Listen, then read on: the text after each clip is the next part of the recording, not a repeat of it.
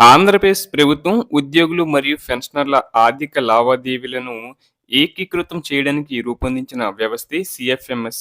ఇది కేవలం ఒక వెబ్సైట్ మాత్రమే కాదు. రాష్ట్ర బడ్జెట్ నుండి మీ జేబులోకి వచ్చే ప్రతి పైసాను పర్యవేక్షించే ఒక పారదర్శక ప్లాట్ఫామ్. ప్రస్తుతం ఈ పోర్టల్‌లో బెనిఫిషనరీ అకౌంట్ స్టేట్‌మెంట్ అనే అత్యంత ఉపయోగకరమైన ఆప్షన్‌ను ప్రభుత్వం తిరిగి పునరుద్ధరించింది. గత కొన్ని రోజులుగా సాఫ్ట్‌వేర్ అప్‌డేట్ వల్ల ఈ ఆప్షన్ పనిచేయకపోయినా, ఇప్పుడు సాంకేతిక సమస్యలన్నీ తొలగిపోయి పూర్తి స్థాయిలో అందుబాటులోకి వచ్చింది. ఈ బెనిఫిషనరీ అకౌంట్ స్టేట్‌మెంట్ ద్వారా మీకు కలిగే అతిపెద్ద ప్రయోజనం ఏంటంటే 2018, 19 ఆర్థిక సంవత్సరం నుండి అంటే సీఎఫ్ఎంఎస్ అమల్లోకి వచ్చినప్పటి నుంచి ఇప్పటి వరకు మీ ఖాతాలోకి జమ అయిన ప్రతి రూపాయి వివరాలను తేదీల వారీగా చూసుకోవచ్చు.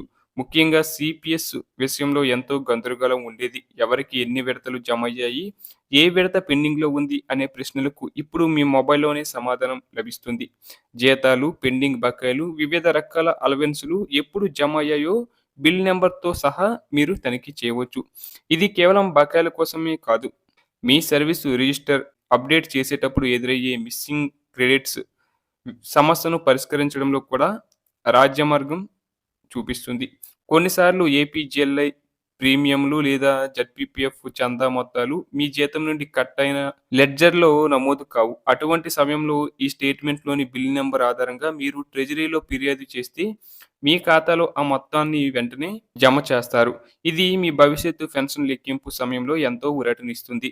ఇక పెన్షనర్ల విషయానికి వస్తే మీరు ఫార్మ్ 16 లేదా యాన్యువల్ పెన్షన్ స్టేట్‌మెంట్ కోసం ఇప్పుడు ట్రెజరీ కార్యాలయాల చుట్టూ తిరగాల్సిన అవసరం లేదు. సిఎఫ్ఎంఎస్ పోర్టల్‌లోని ఎంప్లాయీ సెల్ఫ్ సర్వీస్ ట్యాబ్‌లోకి వెళ్లి మీ వార్షిక ఆదాయ వివరాలను సులభంగా డౌన్‌లోడ్ చేసుకోవచ్చు. ఉదాహరణకు మీరు 2025, 26 ఆర్థిక సంవత్సరాన్ని ఎంచుకుంటే ఫిబ్రవరి 2026 వరకు మీకు జరిగిన చెల్లింపులన్నీ ఒకే స్టేట్‌మెంట్‌లో కనిపిస్తాయి. దీనివల్ల అదనపు పన్ను ప్రణాళికలు వేసుకోవడం మీకు చాలా సులభం అవుతుంది. సర్వీసు సమస్యలు ఉన్నప్పుడు స్టేట్‌మెంట్ కుడంట్ డౌన్‌లోడ్ అని వచ్చినా కంగారు పడకండి. కొద్దిసేపు ఆగి మళ్ళీ ప్రయత్నిస్తే సులభంగా డౌన్‌లోడ్ అవుతుంది.